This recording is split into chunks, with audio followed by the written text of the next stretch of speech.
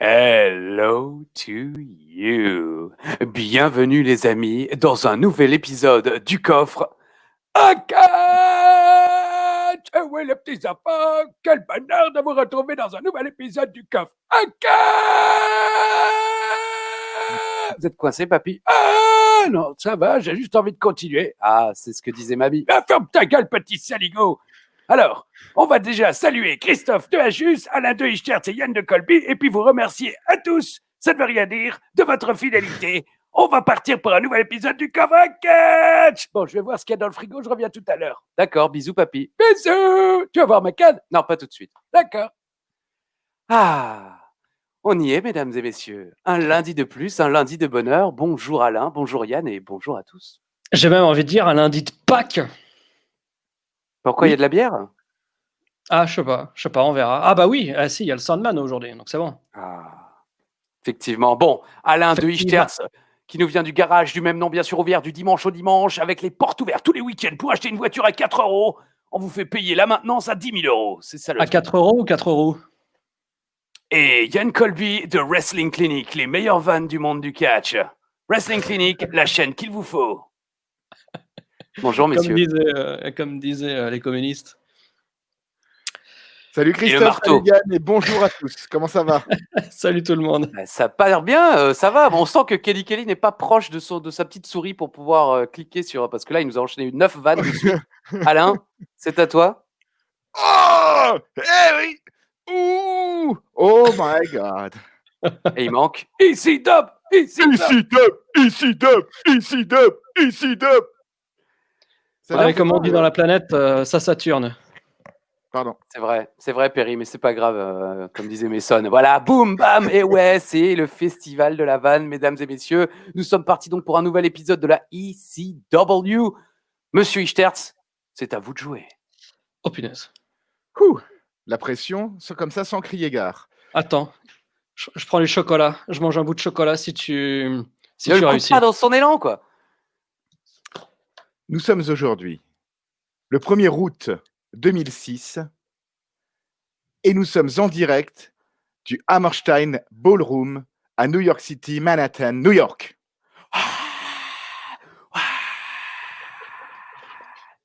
La mélange sans flamme. Il a réussi. Yann Colby prend un témoin de sa famille. Challenge chiffre, Alain. Spectateur, téléspectateur. Ah, pardon. Ah, loupé, voilà, 4, il s'est planté. Ah putain, voilà. Bon, bah, rendez-vous la semaine prochaine. Mais on m'a dit un chiffre, j'ai dit 4. Ah oui, mais bon, lui pense à 4. Dites un chiffre chez vous et mettez-le dans le commentaire. On va voir si vous avez le même que Alain. Et ne trichez pas. Devant 2300 spectateurs, mes amis.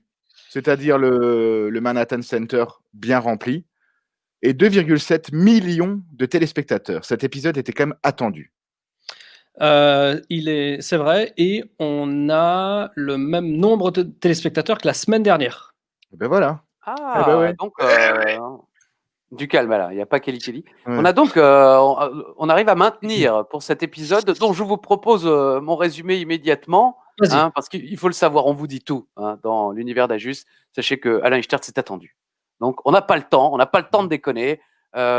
Encore une bonne année à tous, bien sûr, mais on n'a pas le temps. Donc, bonne année, bisous et tout ça. Résumé. Allez. Des débuts historiques et un match tristement célèbre. Ce Batista Big Show est-il aussi pourri qu'on s'en souvient? Les premiers pas de CM Punk à la WWE étaient-ils aussi incroyables que dans nos mémoires? Ah oui, en plus, il y a des barbelés. À votre avis, qui va finir dedans? Hashtag SmackDown AB. Ah non, pas du tout. Non, dans les commentaires, qui, à votre avis, va finir dans les barbelés de ce soir dans cet épisode de la ECW? Mon résumé vous convient-il, messieurs? Formidable. Écoute, il est très bien. Il est à l'image de ce show que je qualifierais de l'éconcentré de catch. Exactement. C'était une sorte de Wanasheng version Tang. C'est-à-dire 2-3 poudres et puis on le dilue au maximum. Alors pour les jeunes qui nous regardent, lorsqu'Alain dit 2-3 poudres, c'est pas la KO, comme chante le S dans Bande Organisée. Il s'agit de poudre qu'on mélangeait à de l'eau pour faire une boisson. Des phrases, je comprends pas un mot sur deux, quoi. Mais écoute, appelez-moi le Aya Nakamura du catch. Je fais des phrases, mais personne ne les comprend. En tout cas, pas les boomers. Bon voilà, on mélangeait ça à de l'eau et ça nous faisait une boisson dégueulasse au goût orange. Enfin, beaucoup de gens adorent cette boisson. Moi, j'ai toujours détesté le Tang. Mais bon, c'est un autre débat. On reviendra peut-être dessus. Comme l'a dit Eh Alain, bien, nous sommes dans... tant qu'on y est, commençons la review du show. Hein. Nous Manhattan sommes Center. effectivement en direct du Hammerstein Ballroom à New York City, New York. Encore un main event avec le titre en jeu, Batista Big Show. Et puis un tag team match extrême, Sandman et Dreamer contre Test et Mike Knox. Et justement, c'est par ce match qu'on débute. Ouais. Alors, le Ballroom, ai-je noté, est en feu pour l'entrée du Sandman. Donc, visiblement, on se posait la question il y a quelques semaines si c'était une question de musique. Visiblement, non. Parce que le Hammerstein Ballroom, musique ou pas musique de Metallica, ils sont contents que le Sandman soit là. Oui, c'est sûr. Après, c'est un public tout à fait exceptionnel qui, malheureusement, ne peut pas être un public de référence par rapport à son comportement, quoi. Je pense que eux, ils étaient là pour le Sandman, quelle que soit sa musique. Par contre, la semaine prochaine, genre à Nashville, tu mets le Sandman avec sa musique, ça marche, mais le Sandman actuel sans sa musique, ça coince un peu, quoi. Mais c'est ça qui était cool dans les concentrés de catch, c'est que ça... Ça se tapait dans le point tout seul avec une bague à une des mains. Ouais. Je suis très fort dans les messages un petit peu comme ça. Subliminaux. Replay. Le Sandman frappe Mike Knox. Je fais une petite pause parce que normalement il y a illustration et on le voit aux yeux de Yann Colby en train de chercher. Ouais, non, elle est pas là, elle est pas là. Oh, il n'y a pas d'illustration. Le Sandman frappe Kelly Kelly. Illustration. Le replay, il n'y a pas le replay là. Ah bah, je l'avais mis parce que c'est moi aujourd'hui. Je sais, mais il y a eu des couacs au téléchargement, il y a eu des brebis galeuses, comme on dit. Ouais, le mec avait juste pas envie de les mettre. Bon, Test frappe. Mais c'est pas grave, t'as le droit. Moi, je ne juge pas. Nos amis jugent évidemment. C'est très bien que si je la mets après, elle peut plus être dans le fichier. Elle est après le deuxième show. Je comprends rien ce qu'il raconte. Alors, Test frappe le Sandman. Bon, en fait, c'est les replays des semaines précédentes, bien sûr. Et à la fin du replay, on tombe sur un Sandman qui saigne déjà avant le match. Classique. Mais je me disais, c'était pas à ce point-là le cas, là, ici, Dub. Il saignait pas autant. On a l'impression vraiment là qu'il s'ouvre exprès avant de se canarder les canettes. Peut-être que... Ouais, je sais pas. Je pense qu'à la ECW, c'était possible qu'il avait des vraies canettes et qu'au bout d'un moment, il en avait peut-être un peu plein le cul et que là, peut-être que c'était plus facile pour lui de s'ouvrir un tout petit peu et d'utiliser des fausses canettes ou un truc plus light. Des fausses canettes. Alors déjà, vous allez m'expliquer, monsieur Colby, où vous trouvez vos fausses canettes déjà? Eh bien, tu vas demander à la team de production WWE qui, par exemple, au Royal Rumble 2000 ou à No Way Out 2000, a produit tantôt du vrai barbelé et du faux barbelé, suivant le moment où ça a été utilisé dans le show et par qui. Cactus au Rumble 2000, il a pris du vrai barbelé. Ensuite, ils ont fait un micmac. Il est retourné chercher une autre batte entourée de barbelés sous la table des commentateurs espagnols et il a sorti du faux barbelé pour que ce soit Triple H qui l'utilise et qui se le prenne dans la tête. Donc s'ils peuvent faire du faux barbelé, je pense qu'ils peuvent faire une fausse canette de coca ou un truc plus light, tu vois, un truc moins hardcore que ce qu'il utilisait à la ECW à l'époque. Du Coca Zéro. Il y a un truc qui est vrai par contre dans tout ce segment du début, ce sont les cuisses de Kelly Kelly. Hein. On est d'accord. Hein. Les cuisses. Les cuisses, le corps de Kelly Kelly. À ravir, le rose lui va à ravir aujourd'hui en tout cas. Voilà. Oui, alors cette tête évidemment pas forcément, hein, mais excusez-moi encore une fois. Hein. C'est vrai qu'elle est bizarre, la tête est bizarre et la coupe de cheveux est bizarre. Ouais. Donc bah, pas attends, de. Voilà. Voilà, ça c'est. Ah oui, oui, bah oui. Enlève-le. Enlève-le, j'ai dit. Je suis. Eh oui. Ouais, voilà. Voilà. Non, mais on veut le combo là. Ça y est, c'est parti. Hein. Mais quand tu fais le eh oui, de plus en plus, on a l'impression que tu gargarises quoi. Oui. Je gargarise. Mais en fait, le eh oui, c'est le eh oui de Guy Lux qui doit venir du fond de la gorge. Eh oui. Alors, Guy Lux, pour les enfants qui nous suivent, c'était un peu le Olivier Mine de son époque. Sachez-le. Exactement. En moins musclé, mais en beaucoup plus blindé. Donc, on commence quand même avec un gros match quand même. Hein. Oui, je voulais juste préciser une chose avant le début du match, c'est que Kelly Kelly est toute heureuse d'être là, alors que Test et Knox font la gueule. Et comme Yann, Taz se demande pourquoi Kelly Kelly est avec Mike Knox. Donc Yann, tu n'es pas le seul à te poser la question. Bah, c'est bien que les mecs aient mis 1 mois et demi à se la poser, quoi. Bah attends, Alain et moi, on se l'est toujours pas posé, donc t'imagines. Heureusement qu'il y a des mecs comme Yann et Taz sur cette terre, hein, sinon franchement, l'homme serait encore à construire des pyramides. Alors, on débute par un chant. dans cette relation, Kelly Kelly. Tu crois? Elle a pas l'air Oui. perdue. Hein. Si, elle est perdue. Elle a failli se prendre un pain la semaine dernière. Elle est perdue. Je vous le dis, elle est perdue. Oui, alors le pain perdu, hein, pour tous ceux qui nous regardent. Non, mais je peux pas faire ça à chaque fois. En plus, j'ai pas des comparaisons pour tout. Hein. Le pain Non, mais- perdu, c'est du pain rassis qu'on traîne dans le lait. Non, mais C'est pas si mauvais, t'expliques, ça veut dire que tu pars du principe qu'il y a peut-être des gens qui savent pas ce que c'est le pain perdu. Ben, avant de regarder le miel et les abeilles, je n'avais pas la moindre idée de ce qu'était le pain perdu. Et même après avoir regardé le miel et les abeilles, il a fallu plus de 20 ans avant que je finisse par en manger. Avant que je le retrouve. Ils sont cons. Et c'est comme ça qu'on les aime. Alors, on commence par un chant, vous prenez en bouche. Je crois que c'est... Non, mais c'est important de le dire, quoi. Et je sais pas pour vous, mais moi, j'ai l'impression que la WWE baissait certains chants. Oui. Il y avait des variations au niveau du bruit du public, notamment sur ce chant, vous prenez en bouche, ou en tout cas lorsque le public proférait des vulgarités. Vous avez remarqué la même chose ou je suis le seul? Ouais, tout à fait. Quand c'est un peu trop hardcore, oui, ils ont... Mais Voilà. même, on en parlera pendant le main event, évidemment, que j'avais bien entendu en tête et que je pense que j'ai encore sur un disque dur externe quelque part, parce que ce show est vraiment historique. Même les gros chants du main event, je trouve, ont été baissés par rapport à la version originale. Ah, ça m'a moins choqué. Mais en tout cas, pour les chants polis, en quelque sorte, et non pas les chants ponces. Hein. Allez, j'anticipe déjà la vanne de Yann. Non, Voilà. pas du tout. Qu'est-ce que tu racontes? Moi, les vieilles pierres, ça m'intéresse pas. Alors, Dreamer se fait écraser les noix sur la barrière. Je pensais que c'était important de le dire. Et Sandman se retrouve isolé dans le ring. Test veut utiliser son stick. Le kendo stick, hein, j'entends. Alors là, c'est l'avant-match. Vous avez remarqué aussi qu'ils ont débuté comme si c'était un match par équipe classique. Ouais. Oui. Au Et à un bout de moment, 4 secondes, Sandman par dit, contre, bah, tant pis, ouais. Ouais. On enchaîne avec un petit Sandman et Dreamer combo, White Russian Leg Sweep et DDT. Et puis, ils vont chercher des poubelles, tandis que la belle fuit.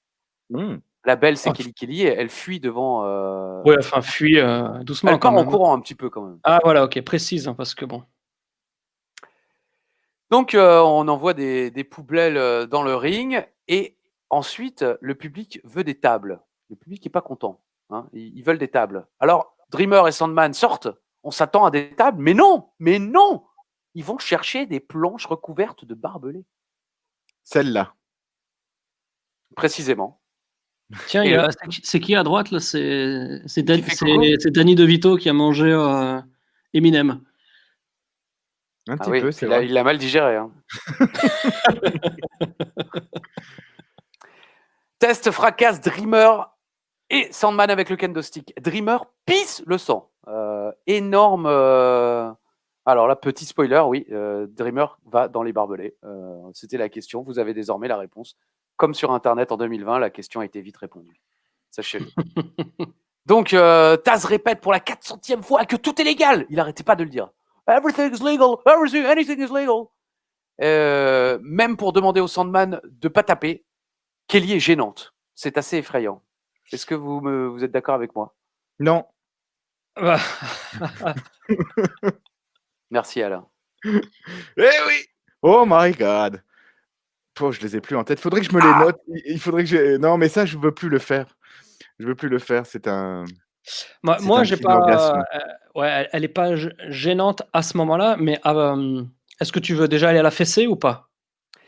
Bah écoute, après effectivement le match dégénère et puis Dreamer se retrouve seul avec Kelly Kelly. Et c'est là où justement je trouve qu'elle est gênante quand elle regarde Tommy Dreamer. C'est l'illustration que tu montres depuis le début. Ce visage un peu dénué de toute intelligence où elle regarde Dreamer et on est censé comprendre ne me tape pas. Dreamer s'approche, il fait semblant de l'embrasser et finalement il la pose sur ses genoux. Et il a aussi fait semblant de danser, genre allez, on va faire un peu de tango quoi. C'était une valse. Hein. Alain s'y connaît en musique et en danse. Voilà. Exactement. Ouais, voilà. Là, le moment le plus gênant depuis qu'on a commencé cette émission, je trouve, et pourtant on en a eu quelques-uns des moments gênants, mais la fessée. Je sais pas si j'étais gêné en 2006, mais là en 2020, c'est horrible. Bah, c'est d'autant plus horrible que, en fait, il y a quand même beaucoup de temps à l'échelle du spot entre le moment où il la met sur les genoux et le moment où il commence la fessée. C'est dégueulasse. Et c'est là Et je qu'on suis pas voit. ironique. Hein. Non, ouais. Et c'est là qu'on voit à quel point, malheureusement, Kelly Kelly est quand même, je pense, à la ramasse à tous les niveaux. C'est pour ça qu'elle n'arrivait pas à faire la strippeuse lascive et compagnie. C'est juste que je pense qu'elle arrive à être à l'aise avec rien parce que pour le moment, elle n'a pas le niveau. Parce que donc, elle est sur les genoux de Dreamer et elle attend. Oui, elle fait rien. Elle Elle attend. attend. C'est pas genre ah mais non, ah mais non, ah mais non, mais non. C'est genre ok, bon, c'est mon spot. J'attends la fessée. Voilà. Ouais, on dirait qu'elle est aux toilettes et qu'elle attend sans pousser. Donc j'attends. Ça va peut-être finir par tomber. Je pousse pas. Non, je pousse pas. Non. Et là tout d'un coup, plouf. Exactement. Alors il lui remonte lascivement, mais salement aussi. Et c'est là aussi où je comprends pas, parce que Kelly, messieurs, pour l'instant, n'a jamais rien fait de mal. Elle n'a jamais triché, elle n'est jamais intervenue pour aider, pour défendre Mike Knox, mais sans causer la perte de qui que ce soit ou de dommages à qui que ce soit. Et là, elle est traitée comme une pire qu'une Sensational Sherry dans les années 80, qui se faisait malmener par Hulk Hogan, par les Faces, jamais de manière aussi vulgaire et dégueulasse, hein, mais des bisous non consentis, ce genre de choses qui plaisaient énormément dans les années 80. Mais là, elle est maltraitée alors que la fille, elle a rien fait. Elle n'a rien fait, je comprends pas. Moi, je regarde ça, c'est Dreamer le méchant. En plus, il lui met la fessée avec son propre sang sur la main. C'est vraiment pas joli. C'est pas joli à regarder, mais si tu peux remettre encore une dernière fois cette photo, on voit 2300 spectateurs qui sont hyper contents. Hein. Là, on le voit clairement. Hein. Les gens sont heureux de voir ça. Les fans de la ECW de l'époque sont heureux de voir ça parce qu'ils ont la nostalgie des pile drivers sur Francine, des clotheslines sur Dawn Marie. Je sais pas trop si c'est une nostalgie malsaine, mais c'est vraiment pas joli à voir. Et moi, et comme tu dis, c'est interminable. Moi, je me suis dit au moment où il la prend sur les genoux, ça met tellement de temps qu'il y a forcément Test ou Mike Knox qui va venir pour l'empêcher de le faire. Non, c'est peut-être 20 secondes, mais c'est 20 secondes interminables, quoi. C'est interminable. Ouais. Après, pour faire un petit peu de la provoque et autres, dans le public sur les 2300, il y en a peut-être 2000 qui ont plus de 40 ans et qui sont encore puceaux, donc c'est aussi une manière d'exprimer leur rancœur face aux nanas qui n'osent même pas rêver, quoi. C'est certainement vrai, malheureusement. Malheureusement, c'est vrai, donc oui. Non, mais en tout cas, moi, j'ai été très. Et encore une fois, je dis pas ça pour me faire bien voir. Si j'avais adoré, je vous l'aurais dit, mais moi, j'ai trouvé ça vraiment très gênant. Et je comprends pas qu'ils aient pu mettre ça en scène. Que ça ait pu arriver, je dis pas, mais la mise en scène est vraiment dégradante. Il y a un chant Show Your Tits qui est incroyable, quoi, juste avant la fessée. Et autre chose qui est incroyable, c'est, moi je me le suis noté en majuscule, c'est un saut chassé du Sandman, quoi. Oui. Incroyable, quoi. Désolé de revenir un petit peu au catch, hein, mais franchement, c'était. Styles aussi a failli faire un. Ah oui, vraiment. Une et en plus, il était joli, quoi. Il était joli. Je sais pas ce que vous avez pensé de ce match qui, à l'instar du show, est un peu déconcentré. Mais moi, j'ai trouvé que ça allait extrêmement vite parce qu'il y a plein de phases. Il y a les entrées, il y a un petit peu de catch, ensuite il y a la violence et ensuite il y a l'angle de fin. J'ai trouvé que ça allait extrêmement, extrêmement vite. Et quand le match se termine, on est déjà à un quart d'heure de show. Et moi, dans ma tête, il avait duré peut-être 4 minutes. Alors que finalement, ils en durent 8 et demi ou un truc comme ça. Donc, il y avait un rythme très particulier. En tout cas, c'était extrêmement chargé. C'était lourd, mais dans le bon sens. C'est-à-dire qu'on avait beaucoup de choses à digérer. Et en plus, ça permet non seulement de camper les personnages de tous, de continuer la rivalité entre les 4 mecs et aussi de développer la rivalité et le personnage de Polyman. Christophe, tu vas nous dire ce qui s'est passé. Tu vas nous en parler, Grishka. Eh oui.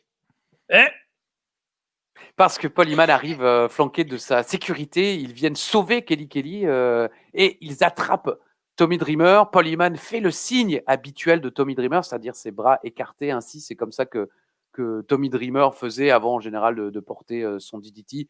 Référence aussi à Raven, longue feud dans les années 90, l'une des feuds les plus discutées des années 90 entre Tommy Dreamer et Raven. Et la sécurité balance donc Tommy Dreamer dans ses barbelés. Tommy Dreamer qui saigne déjà abondamment et qui va saigner encore plus avec ses barbelés qui sont totalement vrais. Hein, cela, on peut le dire. Je pense qu'il n'y a pas vraiment de doute là-dessus. La semaine prochaine, je ne sais pas si vous avez vu, il a plein de petits sparadraps sur les bras, comme pour. Je pense qu'il s'est fait une petite séance d'acupuncture non désirée. Donc, comme tu le dis, ouais, je pense que c'était effectivement du vrai barbelé. Ouais. Le public réagit immédiatement en voyant Eman en scandant You Sold Out. Moi, quand Dreamer s'est fait envoyer dans les barbelés, j'ai noté bien fait pour sa gueule. Parce que voilà, je trouvais que cette scène. C'est le karma, quoi. Bah ouais, non, mais c'était pas ce qu'il voulait qu'on ressente, mais moi, c'est ce que j'ai ressenti. T'as bien fait pour ta gueule, quoi.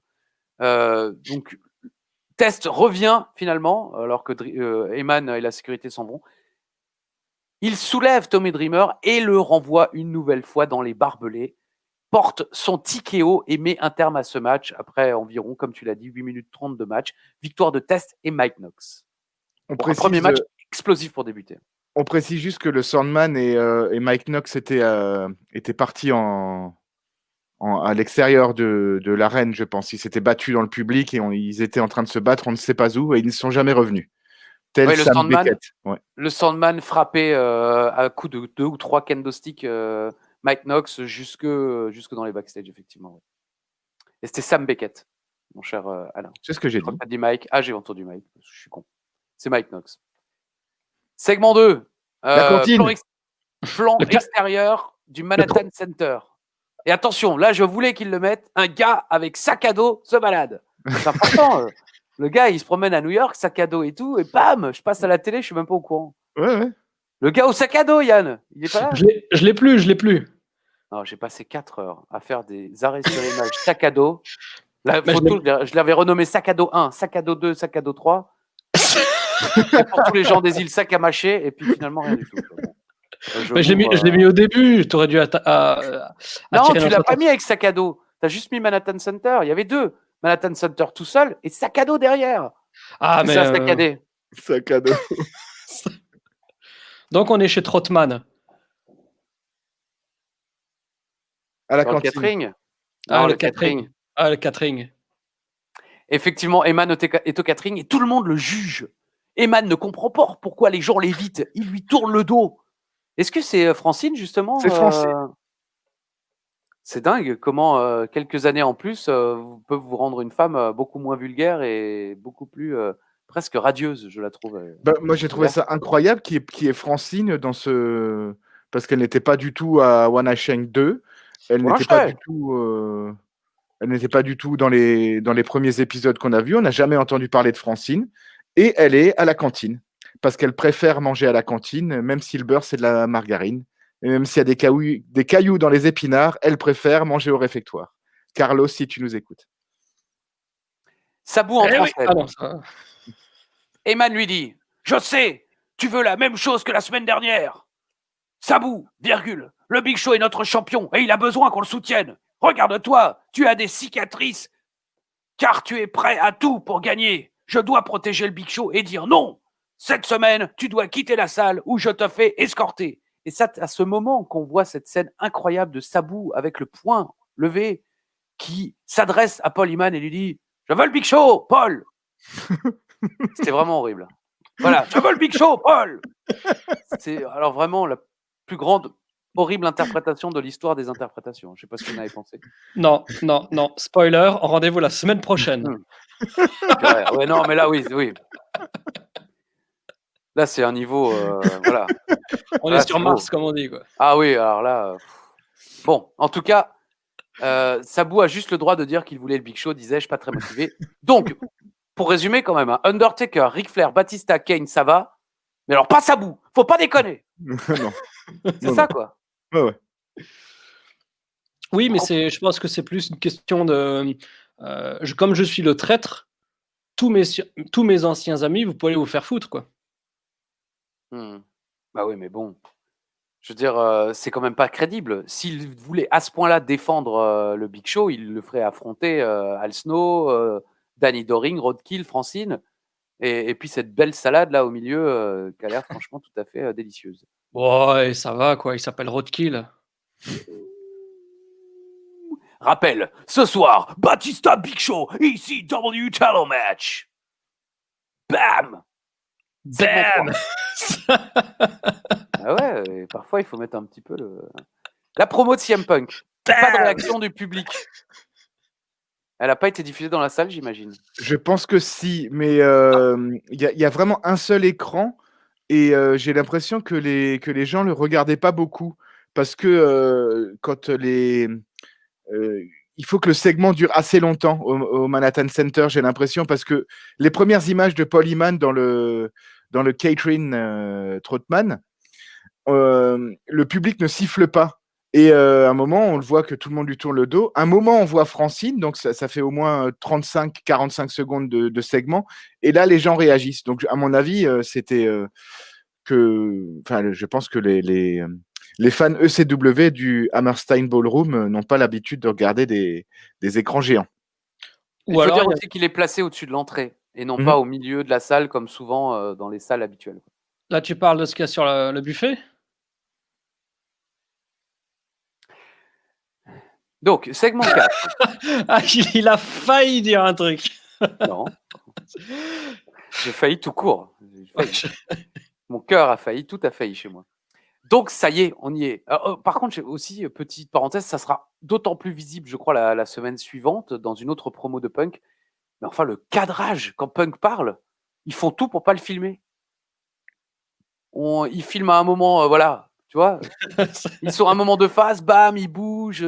C'est très étonnant, ça bouge très lentement. En plus, c'est très hypnotique. Alors, si Punk est straight edge, le caméraman ne l'était pas, à mon avis. Mais segment 4, ça y est, on y est. Les débuts de CM Punk à la ECW, les débuts de CM Punk à la WWE. Déjà, je m'en souvenais pas, mais c'est cette musique qu'il va conserver pendant de longues années, jusqu'à Cult of Personality. Ouais, jusqu'à son retour à l'été 2011. Donc, ils ont fait direct le bon choix de musique, quoi. Souvent, les mecs changent très rapidement de musique. Là, cette musique va lui coller à la peau pendant longtemps, comme ses tatouages. Et première surprise pour moi, c'est pas une aussi grosse ovation que j'avais en mémoire, que ce que j'avais en mémoire.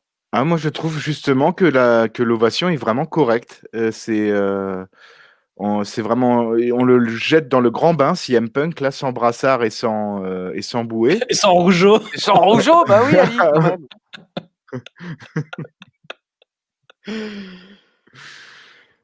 Non, mais j'essayais d'être sérieux. De temps en temps, on essaie d'être sérieux quand on parle de catch quand même. Quoi. Moi, j'ai trouvé qu'il y avait un très gros chant CM Punk. Après la cloche. Pour son arrivée. Il y a beaucoup de signs pour CM Punk. Je trouve que l'accueil des original fans de la ECW est plus que correct. On sent une future star qui arrive. Et le public le sent. Je suis d'accord avec toi, Alain. Après, j'imagine que c'est encore une photo qui a dû se perdre dans la Warzone. Mais j'avais justement choisi une illustration où on voyait 5-6 personnes debout et 3-4 assises qui s'en fichaient complètement. Et c'est un peu ça. J'ai l'impression qu'effectivement, il y a moult fans d'indie, donc qui connaissent. Non, c'est pas ça. Qui connaissent. Non plus. Celle-là, c'est pas de moi. Ouais. Parce que ça se voit, elle est propre. Qui connaissent CM Punk de son parcours, mais il y en a aussi, je pense, qui ne le connaissaient pas et qui attendaient de voir. Et par contre, là où je pense qu'il a été fort, c'est qu'il a réussi à convaincre tout le monde à la fin du match. Je ne sais pas ce que vous en pensez. Oui. Moi, je suis plus de l'avis d'Alain, effectivement. Allez créer votre chaîne de catch alors, faites pas chier. C'est déjà fait. Mais ouais, moi j'avais un souvenir assez mitigé de ce match, tant sur la performance que sur la réaction du public. Et finalement, j'étais très agréablement surpris. Et j'ai trouvé honnêtement que c'était enfin, évidemment, la tâche est très ardue et la barre est haute, tant au niveau de la WWE qui le fait débuter, qu'au niveau des fans qui l'attendent au tournant. Parce que là, c'est le meilleur moyen si tu te chies dessus ce soir, c'est le meilleur moyen que ça marche pas. Et franchement, les 4 minutes contre Just Incredible, dans la structure du match, la propreté, tous les ingrédients du match font que c'était absolument parfait dans ce qu'il devait faire pour que ça marche. Et ça, à l'époque, je l'avais pas du tout perçu comme ça. Ce qui m'a quand même étonné, c'est que Just Incredible domine une bonne partie du match. Tu l'as dit, ça dure que 4 minutes. Et contrairement à des Mike Knox ou notre ami Vampire, qui, si je ne me trompe pas, n'a toujours pas d'identité, il n'a pas eu le droit de squasher son adversaire. Et Just Incredible, voilà, un single leg Boston Crab, peut-être un petit clin d'œil à son ancien partenaire des Impact Players, Lance Storm, a quand même eu pas mal de prises et d'offense, comme on dit aux États-Unis. Mais lorsque Punk revient, ça revient fort et c'est propre. Springboard Clothesline qui restera avec lui pendant quasiment toute sa carrière à la WWE, le running knee dans le coin, son enchaînement avec les claques et le backfist ensuite, et puis on termine par un Orinagi et je crois, on ne l'appelle pas encore l'Anaconda Vice. Non, ouais. Mais sa prise de soumission pour finir en 4 minutes, franchement, c'est un beau match. Et à la fin, justement, il a le droit à une vraie ovation, quoi. Là, le public est vraiment convaincu. Ses coups de genoux, ses coups portés ont vraiment impressionné le public. Alors, question. Je pense que le fait d'être au Hammerstein Ballroom devant des gens qui sont quand même surfans de la ECW originale, et notamment, je pense, des Impact Players et de Just Incredible champion 6 ans avant, je pense que s'ils avaient fait un squash complet en lui manquant de respect entier, s'ils avaient fait le Kurt Angle Just Incredible en squash complet en manquant de respect à Credible, ça ne serait pas passé au Hammerstein Ballroom. Donc peut-être qu'ils se sont dit, on va quand même laisser à Credible, laisser au public l'illusion que Credible n'est pas là pour jobber, pour justement rendre peut-être Punk encore plus crédible. Mais j'ai trouvé ce match très bon. Mais par contre, c'est vrai que j'étais surpris aussi des premières minutes d'offense de Credible, avec des souplesses et des trucs où Punk ne fait pas grand-chose. Ouais, il y a un bel enchaînement avec 2 souplesses arrière et une Northern Light suplex parfaitement exécutée avec un superbe ponté qui aurait fait rougir notre roi francophone des pontés en la personne de Tom Laroufa. Et par contre, admettre qu'ils aient réfléchi à ça, ça voudrait donc dire qu'ils pensaient que Batista Big Show allait passer. Tu vois, s'ils se sont dit, si Punk squash Just Incredible, le public va se retourner contre eux, ça voudrait dire qu'ils. Non, mais Big Show, Batista, vous inquiétez pas, le public, ça va passer. Après, Batista, quand même. Big Show Batista, c'est l'opposé extrême. Ils savent que de toute façon, c'est foutu. Donc, à la limite, autant pusher le truc pour créer une réaction hostile, tu vois. Ok. Bon, en Tu tout sais cas. que c'est foutu, donc ça sert à rien d'essayer de sauver les meubles pour un Big Show Batista. Tu dis, on les Ils sont envoie. pas obligés de le faire. Ils sont pas obligés de le faire, le Big Show. Qu'est-ce qui les oblige à faire Big Show Batista ou Hammerstein Ballroom? Ils font la semaine prochaine, spoiler, mais merveilleux spoiler. Hein, soyez là et puis surtout regardez le show. Parce que franchement, moi j'ai adoré le match, on en reparlera évidemment et je pense que vous aussi. Kurt Angle Sabu, main event. Putain, tu fous Kurt Angle Samu au Hammerstein Ballroom, je veux dire, ce match, on s'en souvient, mais encore aujourd'hui, quoi. Je pense. Bah après, c'est au-delà du Hammerstein Ballroom, c'est la continuité de la storyline avec Big Show contre des big names du roster principal. Oui, mais on en a déjà parlé, c'est pas une storyline. On se demande pourquoi ils le font. Il n'y a aucune explication. La storyline, Mollyman semble vouloir poignarder dans le dos le mec qu'il veut à tout prix défendre. Je veux dire, il est prêt à le défendre contre Sabu, mais il le fout contre les pires gars de la WWE. Quand je dis pire, les mecs les plus dangereux pour lui. Donc ça n'a aucun sens. Tu peux te dire qu'il sait que si jamais ça tourne au vinaigre, il sera là pour intervenir et faire en sorte qu'il gagne quand même. Quoi. Mm-hmm. Ouais. Okay. Mais bon, c'est comme quand on fait les reviews, quand on fait les reviews de la Monday Night War sur la clinique, on se dit très souvent qu'à partir du moment où on essaye de se poser 3 ou 4 questions pour trouver une réponse à un truc qui visiblement sort un peu de nulle part, c'est qu'il y a un problème en fait. Ils se sont pas posés, ouais. Ils s'en sont même pas posés une seule, ouais. Mais je pense que c'est possible. Bon, segment 5, clip de Batista l'animal. Pas de parole, que des Batista bombes, des cordes qui remuent et des grimaces. Ça, c'est du clip. Hein, pour tous ceux qui connaissent pas Batista, hein, les 2,7 millions. L'animal. Segment 6. Oh purée, c'est Shannon Moore qui regarde la caméra dans le métro. Oh purée. Ah franchement, j'ai hâte qu'il vienne. Est-ce qu'il a payé son ticket? On ne le saura jamais. Le mec est assis par terre dans le métro. Cela dit, le métro new-yorkais, contrairement à ce qu'on pourrait croire, est grave plus propre que le métro parisien. Donc, il n'y a pas de mal à se soir par terre. Petite question pour vous deux, en commençant par Alain. Est-ce que tu as envie de voir Shannon Moore? Oui, okay. Clairement. Moi, c'est un catcheur que j'ai toujours bien aimé. Et bien surprise, ding dong. Voilà. Avec cette sonnette interminable, c'est Shannon Moore, il est à la porte. La Joyeux sonnette anniversaire à Lyon, interminable. on a 3 semaines de retard, mais bon anniversaire quand même. Non, Shannon Moore, c'est un personnage qui est intéressant. C'est un catcheur que j'ai toujours trouvé intéressant et qui a des qualités énormes sur le ring. Et avec une nouvelle gimmick, pourquoi pas? J'ai hâte de voir. Moi, j'ai hâte de voir ça. Moi, pour répondre à ta question, je pense savoir où tu vas en venir, et la réponse est évidemment non. Bien sûr, j'adore Shannon Moore, le catcheur, mais je suis désolé, le fait qu'il regarde les caméras avec son visage maquillé et ses piercings, ça me donne. La semaine dernière, tu m'as dit que oui, Yann. Tu m'as dit oui, il est maquillé, il est percé. Moi, ça titille mon intérêt. Non, franchement, le mec est assis par terre dans le métro, quoi. Est-ce que c'est ça qu'on veut voir? Est-ce que c'est ça? Je vous demande, mesdames et messieurs, à vous, je vous pose la question. Est-ce que c'est ça que vous voulez voir? On attend. Ils On répondront attend pas. vos réponses. Bah oui. Ils répondront bientôt. Segment Segment 7. suivant. Ah ouais. Le Brooklyn Brawler il est là. Le bagarreur. Il va de falloir qu'il Brooklyn. rentre chez lui, parce que Edouard Carpentier, à l'époque, quand il commentait le Brooklyn Brawler, car oui, cette superstar catchée déjà en 1988, l'apogée de sa carrière fut une rivalité contre le Coq Rouge, Terry Taylor. Ouais, c'est vrai, c'est l'apogée de la Tiens, carrière du en parlant Brooklyn de Brawler. coq rouge, Alain. Eh oui. Ah, il a pas tenu. Il a même pas tenu sa catchphrase.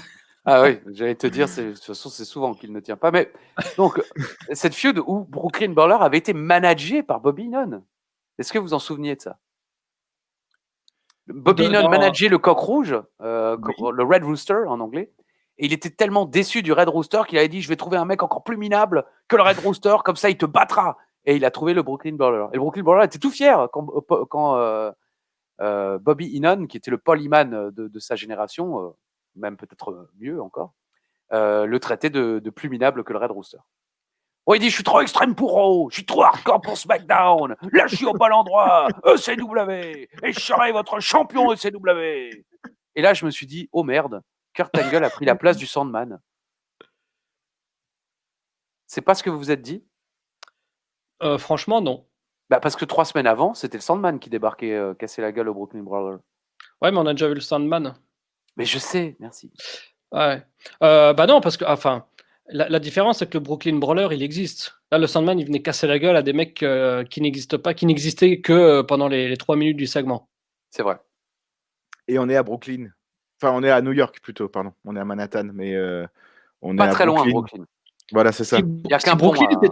Si Brooklyn était une ville, je crois que ce serait la 7e ville des États-Unis. Yann Colby. Des statistiques, des informations. Et des non, mais moi, ça m'impressionne. C'est vrai que c'est immense et c'est très joli pour y avoir été à de nombreuses reprises. Vraiment, toi aussi, Yann. C'est vrai que tu restais pas longtemps. Alors, spoiler de Styles qui nous dit que les débuts à la ECW du Brooklyn Brawler ne vont pas se passer aussi bien que ceux de Punk. Merci. Voilà. Le nouveau t-shirt de Angle a l'air sympa. En tout cas, le public en a acheté, mais la race, comme on dit en Alsace, quoi. Tout le monde Sérieux? a un nouveau t-shirt de Kurt Angle. Ce t-shirt noir avec la tête d'Angle. Alors moi, je me suis noté, et c'était quelque chose dont je voulais vous parler, les designers de t-shirts de la ECW version 2006, ils ont deux couleurs. Ils ont le noir et le rouge, et un peu de blanc. Dreamer a exactement le même t-shirt, sauf qu'il saigne sur la moitié de la tête. La Angle, le truc est rouge. Il y a Rob Van Dam qui avait son dragon rouge, mais le même design, le même t-shirt. Moi, j'ai trouvé qu'ils étaient en manque d'inspiration, mais complète pour faire les t-shirts, quoi. Pas comme les t-shirts de la Wrestling Clinic. Non, je plaisante. Effectivement. Ouais. Mais n'hésitez pas, évidemment, mesdames et messieurs, à vous rendre sur la page YouTube Wrestling Clinic afin de commander également vos t-shirts préférés, vos hoodies. Et bien sûr, pour les amis intimes des directeurs de chaîne, on attend toujours le petit colis avec le t-shirt et le hoodie gratuit. Mais on peut continuer d'attendre. Donc, un nouvel arbitre. Je ne sais pas si vous avez remarqué, mais moi, ça m'a sauté aux yeux. Un membre échappé des Gypsy Kings qui arbitrait ce match. Ça fait plaisir. Joby Joba, enfin toute l'histoire. Coup de boule d'Angle, ankle lock, et c'est terminé en 1 minute et 13 secondes. Angle est surexcité.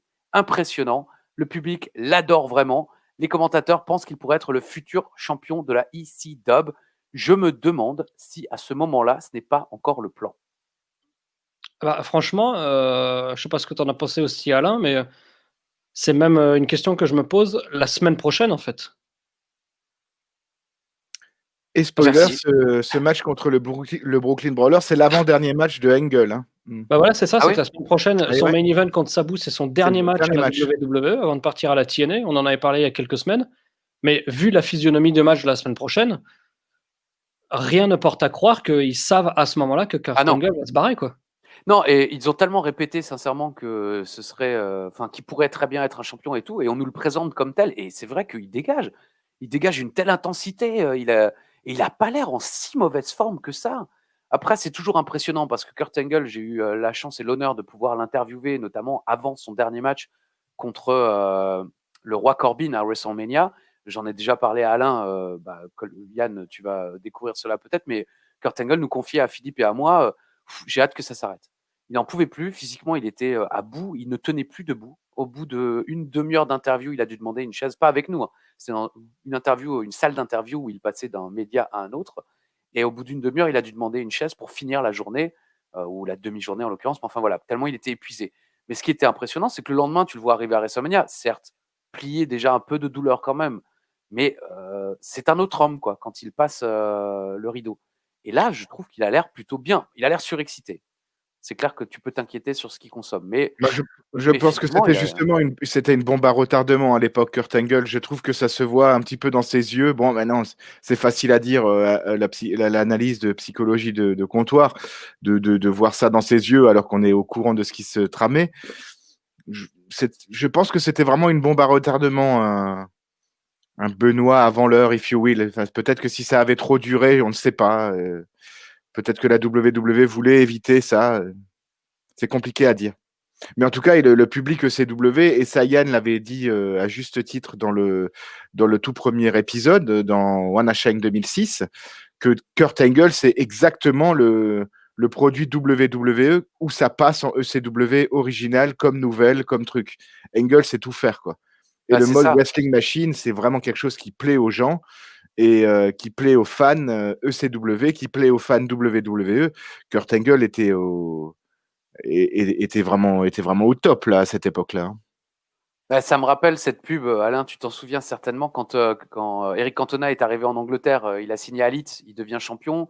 Il signe à Manchester, ils deviennent champions. Et il y avait eu une pub, je ne sais plus pour quel sponsor, qui disait ouais, ils signent à Leeds, ils sont champions. Ils signent à Manchester, ils sont champions. Ils signent chez là où il y a des bonnes sœurs. Non, mais les bonnes sœurs, elles vivent dans un Couvent. Voilà, ils signent au couvent des bonnes sœurs de la Félicité. Bam, les bonnes sœurs de couvent de la Félicité deviennent championnes de Première Ligue. Et Kurt Angle, c'est pareil, tu peux le mettre n'importe où, ça marche. C'est vraiment, on ne le dit jamais assez, je pense. Kurt Angle, c'est sans doute l'un des plus grands de tous les temps. Je veux dire, le mec est capable de tout faire au micro, blague, sérieux, intense, pas intense, et de tout faire dans le ring et dans tous les contextes. Donc vraiment impressionnant Kurt Angle. Et c'est presque regrettable de se dire qu'effectivement, c'est bientôt fini. Parce qu'on se demande jusqu'où il aurait pu aller dans ce cadre-là, quoi. Ça aurait été sympa à suivre. Mais c'est pas totalement fini. Et la semaine prochaine, on a un match de foot à vous proposer. Clip du Big Show ou quelque chose encore à rajouter, monsieur Colby? Non, tout va bien, tout va bien. Clip du Big Show. Qui peut arrêter le Big Show? Pas de parole, des coups, du son et des chokeslam. C'est mon résumé du clip. Chokeslam. Ah ouais, c'est comme ça que ça se prononce. Chokeslam. Le segment 9. Ariel nous balance enfin le nom du vampire. Il s'appelle Kevin Thorne. Enfin, Non, mais alors ça, putain. Excusez-moi, ouais. mais donc le mec, il est vampire, machin truc, et on nous balance le nom le plus génial. Enfin, c'est le nom de ton voisin, quoi. Ah bah merde, non. Enfin, je sais Quoi pas, j'ai pas vérifié. On est en 2020, on connaît pas le nom de ses voisins, mais il me semble pas, quoi. Non, mais ce que je veux dire, c'est que le mec a visiblement un personnage très prononcé, qui est pas du tout équivoque, et le jour où on révèle son nom, c'est un patronyme normal, quoi. Toi, t'espérais un nom un peu plus roumain, en référence aux origines des vampires, c'est ça? Enigmo Uretra. Un nom qui inspire la gimmick, quoi. Pas un prénom là, et mon un cher nom de Alain, famille, excuse-moi, mais ça a inspiré le trou du pipi. Hein. Non, mais je sais Désolé, pas, hein. un nom. Quel Jean nom alors, Yann? voici Jean Épine. Voilà. Jean Épine. Voilà. Célèbre Tiens, pour en son parlant concours. d'épines, Oh là là. Je ne cautionne plus. non mais vous voyez Bon, ce que je veux dire. Moi ça m'a. Je me suis dit quoi, sérieux? Le mec il a enfin, on le savait, mais il a juste un nom quoi. franchement, moi, je m'attendais pas à grand-chose, hein, en vrai. Hein. Ils sont quand même déjà allés assez loin pour, je sais pas si c'est un dentier ou si elle s'est fait limer les dents. Mais Tiens, en parlant de propos de limer les limer. dents, non, arrête. En tout cas, il nous confirme que c'est lui. Je ne sais pas pourquoi j'ai marqué ça, mais bon, heureusement, j'ai C'est envie de moi. dire, mais c'est moi, ok. Et que le sang de la ECW sera à lui. Voilà. The blood of ECW is gonna be mine. Bah, très bien, tu le gardes. bah, Y a pas de rendez-vous la problème. semaine prochaine et puis on jugera sur pièce, hein, comme disait l'autre. Et pour reprendre une phrase célèbre de tous les téléspectateurs, c'est le moment, c'est l'instant, préparez les épices, c'est l'heure du main event, le segment 10, Batista Big Show ECW title match. Ça pourrait être un main event de WrestleMania, nous dit Styles. Ouais, Euh, pas sûr. non, C'est pas pas un sûr. main event. Hein. Peut-être, ouais. Beaucoup d'enfants sont visibles dans le public, ai-je noté. Ça me choque toujours. Hein. Qui se dit que c'est une bonne idée d'amener un gosse à ce genre de show? Je m'interroge quand même. Vous en pensez? Non, ça vous surprend pas? Parce qu'il y a beaucoup de Ah petits bah garçons. si, oui, bah après c'est, tu sais C'est l'Amérique. le ciblage démographique dont j'ai parlé un petit peu plus tôt. Peut-être que les mecs, une fois ils sont allés au charbon et un enfant et bon ils savent pas trop quoi faire quoi. Et... Tiens, regarde, c'est Kelly. Elle est bien. Ils sont Hein. allés au charbon, bam, coup de grisou et hop, Elle c'est est quand même parti, quoi. vachement plus bonne que ta mère. Hein. Ouais, ils leur chantaient Je suis germinable, tu es germinal. Alors, pardon. Dès le début, le public demande Arvidi. Arvidi. Visiblement, il manque. Ça fait plaisir. Va-t-il revenir un jour? Est-ce que vous vous souvenez à l'époque, au moment de ce show, quelle était la situation Rob Van Dam? C'est-à-dire? Eh ben, est-ce qu'il avait eu une suspension de 30 jours et donc à l'époque on savait qu'il restait plus qu'une semaine, hein, suivez mon Ah, regard? je sais plus. Ou alors est-ce que je sais pas ça? Enfin, parce que, ils sont smart les mecs, donc s'ils gueulent, RVD, c'est qu'ils savent que peut-être il y a moyen, quoi. Je sais pas, c'est peut-être aussi justement pour montrer leur Faire chier. désapprobation et puis rappeler à Arvidi qu'il leur manque. Moi, je serais plutôt de l'avis d'Ajus là sur ce coup-là. Pour moi, c'était vraiment un chant. Pourquoi vous l'avez on ne vire pas un mec pour de la possession de cannabis hein, et on veut pas le Big Show. On veut Putain, c'est long comme RVD. Ouais. chant ça. On ne vire pas un mec pour la possession de cannabis. On veut le Big Show. En plus, c'est vrai, quand Punk fait son entrée, Styles nous dit ouais, il fume pas, il boit pas, qu'est-ce qu'il fait à la ECW? Ouais, c'est Et vrai. alors le mec qui fume et qui boit, bam, il est suspendu. Faut savoir les gars, il y a un problème de communication dans cette histoire. En tout Ça, cas, ça- il demande Arvidi, finalement c'est Batista qui arrive. Et Ouais. dès le début, Batista est prêt à se battre avec un mec du Ouais, il est public. nerveux. Ouais. Au bout de 3 pas, bam, il se retourne. Quoi? Qu'est-ce qu'il y a? Tu parles? J'aboie, qu'est-ce qui se parle? L'animal. L'animal. Un magnifique bouh dès que la musique s'arrête. Assez impressionnant ce bouh. J'ai beaucoup aimé. J'ai noté que je pense que personne n'avait prévenu Batista qu'il allait être sifflé. Parce qu'il est vraiment pas content. Styles nous dit mixed reaction. Taz lui dit non, il siffle. Merci Non. Taz.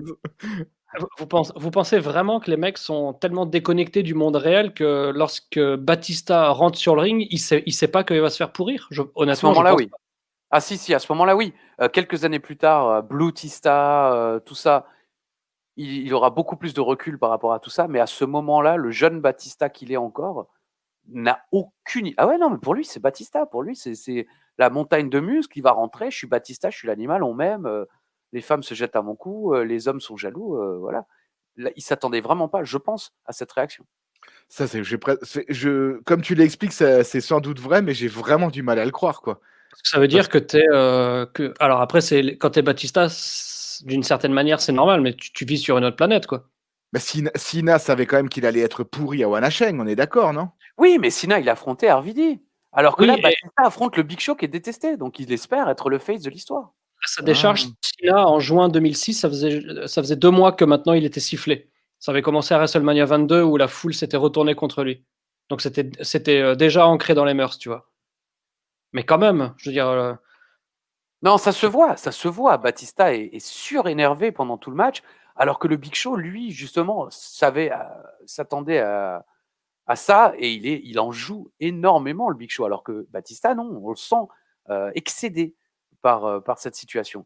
Ça commence par un chant, vous craignez tous les deux, You Boss Suck, et pub. On revient et direct, boring, boring. Bon, tu sais que la pub est finie. Oui. Alors, on Oui, revient tu as pas, raison. hein, parce qu'il y a 1 minute 30 où on a, je pense, pour le network, diffusion exclusive de ce qui s'est passé pendant la pub. Il y a plus de commentaires. Exactement.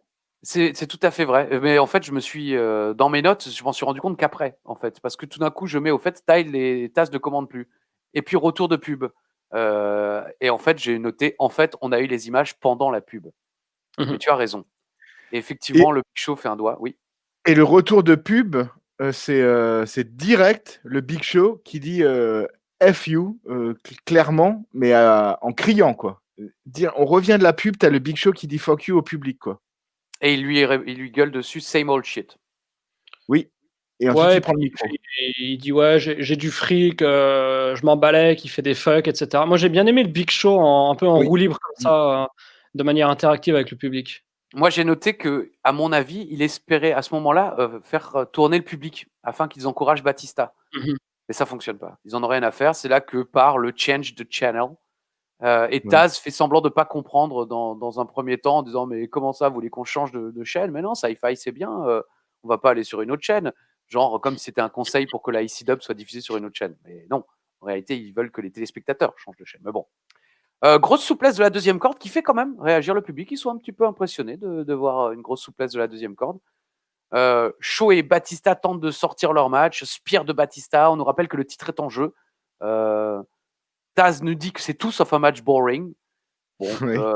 honnêtement, moi, j'ai pas particulièrement été impressionné par le match, mais ils sont tellement sortis très vite, comment dire, de l'histoire que contexte. vont. Ouais. Ouais, il y a un white noise de Big Show et il y a une couche sur le ring. Je sais pas d'où elle débarque. J'ai l'impression qu'il y a une couche, un truc en boule au sol et Scott Armstrong, mais oui, c'était la mienne, papé, il a jeté sa couche. Mais sérieux? Ouais. D'ailleurs, je crois que je l'ai récupéré après le show. Vous voulez que je vous envoie la photo? Non, non, ça ira. Et il y avait quelque chose dans le frigo. Oh, il y avait des restes. Oui, Comme dans la couche. Ah non, je voulais dire des restes de mamie. Oui, vous avez bien eu les petits saligots. Bon, bah merci, papy. De rien. Ça, c'était Finalement. Papy en direct de Séoul. Finalement, Shaw frappe Batista avec la ceinture et disqualification. Waouh. Moi, je mets Ouais. de pire en pire ces main events. Oui, effectivement, il y a un Batista bombe de tenter. On voit déjà la ceinture qui a été apportée sur le ring par terre. Et puis finalement, Big Show se panique et fout un coup de ceinture. Tout d'un coup, ça gueule. Et c'est Sabu. Et c'est Sabu. Arabian Facebuster, Easy Dub, Easy Dub, Easy Dub. Encore un coup de chaise sur le Big Show. Ça, c'est le premier coup de chaise lorsque Sabu arrive dans le ring. Et le Big Show, après. Allô, je vous entends plus. Ah bon? Pourquoi? Non, mais je sais pas, il y parlait a eu un blanc, comme dirait l'autre. Ah, bon, ok. Alors, encore un coup de chaise et le Big Show passe à travers la table. Voilà, ça c'est le deuxième coup de chaise. Et là, le Big Show, vous le voyez peut-être un petit peu, regarde où est la table et boum, passe Ouais. à travers la table. J'ai bien aimé, c'est ah putain, coup de chaise. Hop, ok. Allez. Ah, il fait ça à chaque fois. Hein. Ouais, oui. Non, mais pourtant, c'est peut-être le mec qui a le plus de comment on dit, de matelassage pour pas trop craindre pour lui, quoi. Oui, puis c'est quand même le mec, vu sa taille, qui a le moins de chance de la louper, la table. Ouais, Je veux dire, vu sa taille, il y a au moins une chance pour que son coude, à la rigueur, son poignet tombe sur la table. Mais là, bon. Et il regarde et il se jette sur la table. Et finalement, je ne sais pas si vous avez remarqué, mais Sabu a fait ça beaucoup trop vite.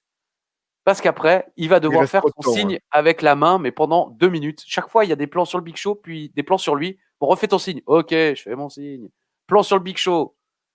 Ok, je refais mon signe. Voilà, il a fait tout trop vite. Bon, moi, j'ai trouvé le main event à la hauteur de ce que j'avais gardé en tête, c'est-à-dire pas bon. Bah oui, bon, c'est des prises de contact, des coups de poing et des coups de pied. Je veux dire, il n'y a rien de bon dans ce match. Hein. prise de contact. Voilà. Il n'y a rien à garder de ce match, évidemment. Il n'y a même pas de Chokeslam. Alors, pour être honnête, si, il y en a un, Shock Slime. Ah bon? Oui. Ok, d'accord, excusez-moi. Parfois, je Si, m'énerve. je crois qu'il lui en met un, non? Il met pas un choc slime à Batista? Peut-être, et il se dégage.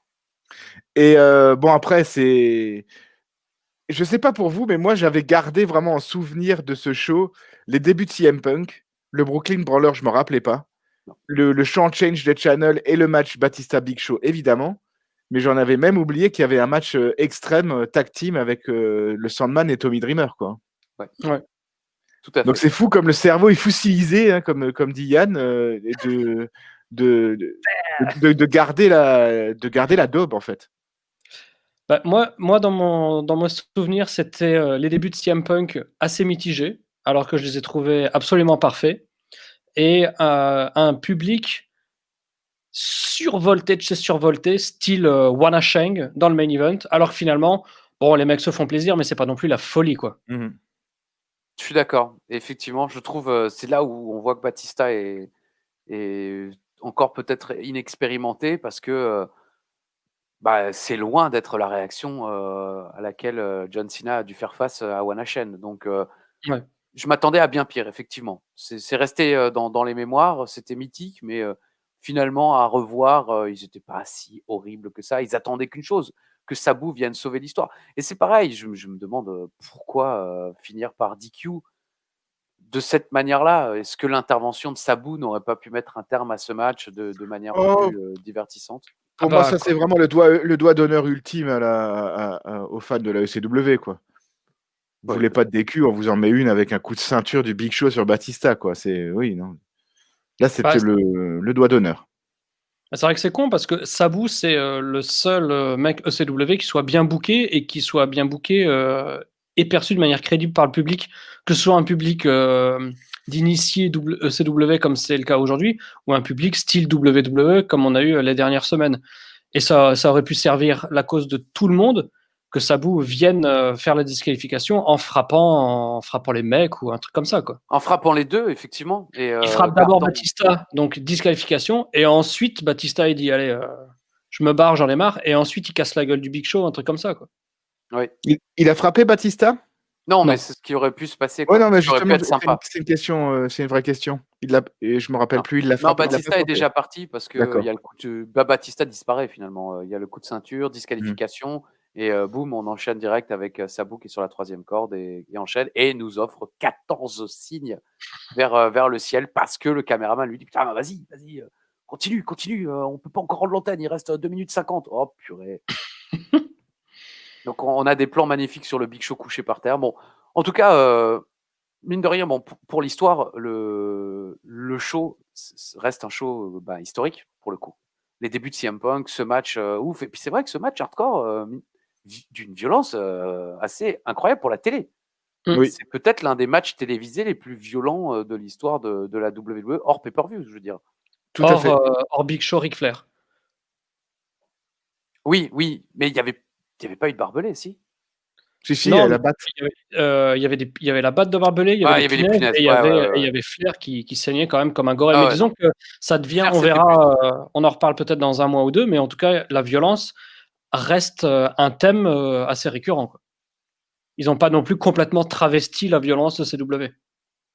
Effectivement, et notamment avec ceux desquels on en attend, de la violence, de l'innovateur de violence, Tommy Dreamer, ou du Sandman, qui sont donc en rivalité avec Mike Knox et Test. Comment ces rivalités vont-elles se poursuivre? Comment va se terminer ce Sabu Kurt Angle pour le dernier match? C'est quand même assez incroyable, tous ces moments historiques que l'on revit à la EC Dub, le dernier match de Kurt Angle avant de longues, très très longues, trop longues années, durant lesquelles il va nous offrir quand même des classiques du côté de la TNA avec Samoa Joe, avec AJ Styles notamment. Et comment vont se poursuivre toutes ces histoires? On va le savoir dès la semaine prochaine, si je ne me trompe pas, messieurs. En tout cas, un bel épisode aujourd'hui, Oui. pour beaucoup de raisons différentes. En tout cas, oui, c'était un chouette moment, mais j'ai l'impression de me répéter beaucoup, mais c'est 42 minutes de catch que j'aime bien regarder. C'est mon petit rendez-vous hebdomadaire, c'est sans doute le vôtre aussi maintenant. Bon, à vous, je sais, mais Moi, je regarde pas les shows, moi. Voilà. Il met que les photos, lui. Et encore. ouais, j'ai trop de travail à mettre les photos. Ouais. Mais c'est sympathique à regarder la ECW, c'est chouette. Ouais. Donc, moi, Merci je passe à Yann. chaque fois un bon moment et en plus avec, un bon ami et un bon copain, ça fait toujours plaisir, quoi. Une connaissance. Choisissez lequel est Voilà, lequel dans les choisis ton commentaires. camp, camarade. Normalement, on aurait dû le faire au début quand il y avait plus de monde, mais on le fait à la fin parce qu'en vrai, c'est pas trop grave. Mais likez, partagez, mettez la petite cloche pour être informé de la publication tous les lundis de ces vidéos par Yann Colby qui gère à la fois Wrestling Clinic, sa chaîne Raw et l'univers d'Ajus. C'est dire si cet homme est sérieux, contrairement à tout ce qu'on peut dire dans cette émission. Je vous embrasse très fort, messieurs. Je vous embrasse vous également. N'hésitez pas donc à nous donner votre chiffre dans les commentaires. N'oubliez pas. Alain pensait à 4. Vous pensiez à quoi et puis on se retrouve. Attention, parce que le 7, c'est disqualification automatique. C'est pas faux. Et le 9, tu bois. Donc faites Ah gaffe. oui, c'est vrai. Tous C'est le les autres kin. chiffres, en fait. Donc, Ouais, c'est ça.